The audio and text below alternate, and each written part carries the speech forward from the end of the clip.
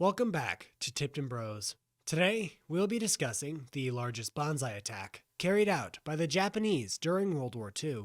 Before we begin, I must disclose that I am no expert and never claim to be. Now, let's get into it.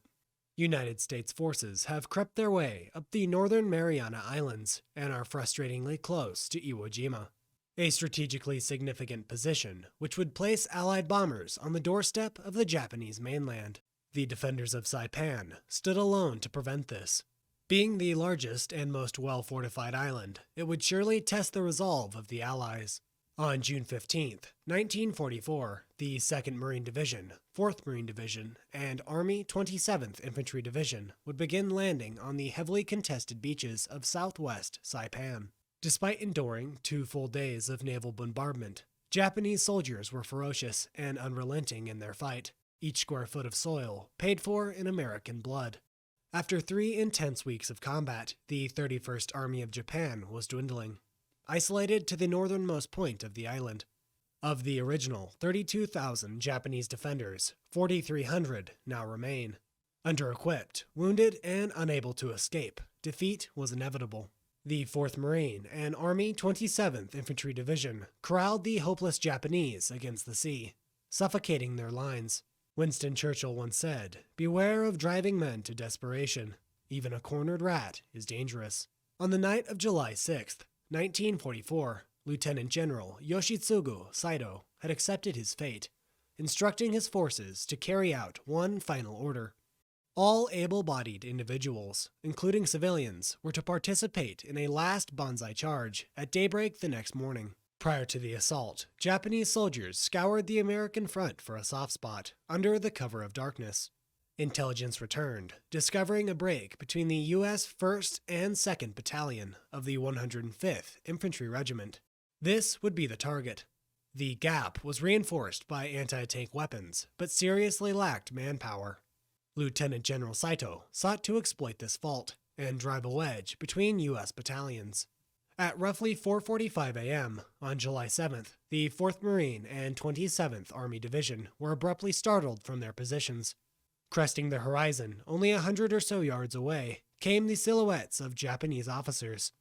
Screaming at the top of their lungs, swords drawn to the sky, the morning light glinting off their waving blades.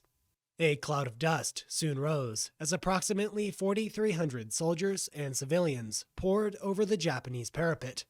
Many carried bayonets or swords, some handcrafted spears, and others nothing at all. The Banzai charge approached at such a rate that no amount of ammunition from the panicked American divisions could have halted it. The first element of the Japanese assault smashed into the ranks of the 1st and 2nd Battalion, giving way almost immediately. The floodgates had opened, and hordes of Japanese soldiers swamped U.S. lines in hand-to-hand combat. Rifles became clubs. Bayonets turned to daggers, and hands became the last form of defense. Artillery of the 105th Regiment, in direct eyesight of the onslaught, cut down the Japanese in droves, but the Banzai charge was unceasing. 12 full hours of nightmarish combat ensued, with unimaginable bloodshed and carnage. Even as the Japanese 31st Army began to diminish, their tenacity only grew, countercharging against re-established U.S. lines on multiple occasions. Pockets of Japanese resistance were stubborn and fought to the last man, unwilling to go quietly. By 6 p.m., the gunfire and chaos had gone eerily silent. U.S. Marines and soldiers walked cautiously to their previous lines, some 1,000 yards away, stepping over the bodies of their fallen brothers. A final tally revealed 2,295 dead Japanese at the point of contact and an additional 2,016 dead scattered behind American lines.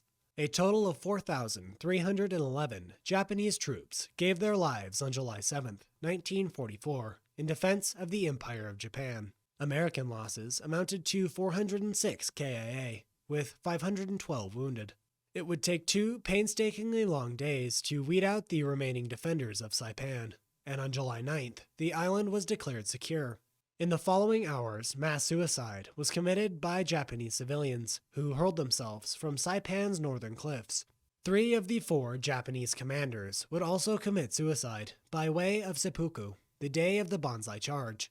This includes Lieutenant General Yoshitsugu Saito, who disemboweled himself on the morning of July 6th and was subsequently shot in the head by his personal assistant. He is remembered for his final order, which ended countless lives. I hope you've enjoyed today's brief overview of the largest Banzai attack of World War II. We are a small channel, so a like is greatly appreciated, and recommendations are always welcome. Again, I am no expert and never claim to be. Until next time on Tipton Bros.